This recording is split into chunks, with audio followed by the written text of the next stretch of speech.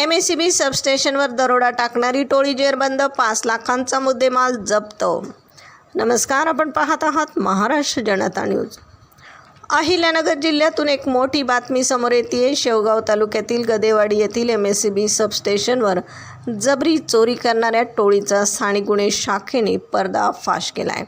पोलिसांनी 3 आरोपींना अटक केली असून त्यांच्याकडून सुमारे 5.25 लाख रुपयांचा मुद्देमाल जप्त करण्यात आला आहे.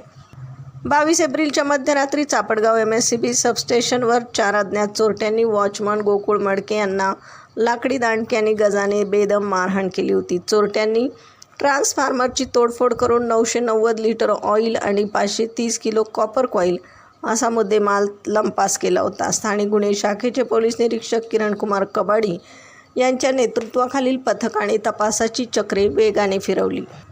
रेकॉर्डवरील गुन्हेगार भीमा मस्के हा त्याच्या साथीदारांसह स्विफ्ट कारमधून येत असल्याची माहिती मिळतात पोलिसांनी शेवगावजवळील वरुड चौकात सापळा रचून तिघांना ताब्यात घेतले.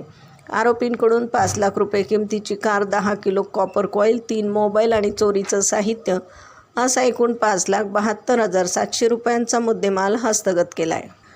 विशेष म्हणजे पकडलेला मुख्य आरोपी भीमा मस्के हा सराईत गुन्हेगार असून त्याच्यावर संपूर्ण महाराष्ट्रात 50हून अधिक गुन्हे दाखल आहेत. या टोळीने चापडगावमधील एका जिनिंग प्रेसमध्येही चोरी केल्याची कबुली दिली आहे. पोलीस अधीक्षक अहिल्यानगर यांच्या मार्गदर्शनाखाली यशस्वी कारवाई करण्यात आली असून पुढील तपास शेवगाव पोलीस करत आहेत. प्रतिनिधीसह महाराष्ट्र जनता न्यूज, अहिल्यानगर. महाराष्ट्राचा बुलंद आवाज, क्षणोक्षणी अपडेट, सत्याचा निर्भीड शोध. राजकारण असो वा समाजकारण, शेती असो वा सामान्य माणसाचे प्रश्न, वा असो क्राईम रिपोर्ट, प्रत्येक बातमीचा अचूक वेध. ताज्या बातम्या आपल्यासाठी. पाहत रहा महाराष्ट्र जनता न्यूज. महाराष्ट्र जनता न्यूज नंबर 1 चॅनल. आजच लाईक, शेअर आणि सबस्क्राईब करा.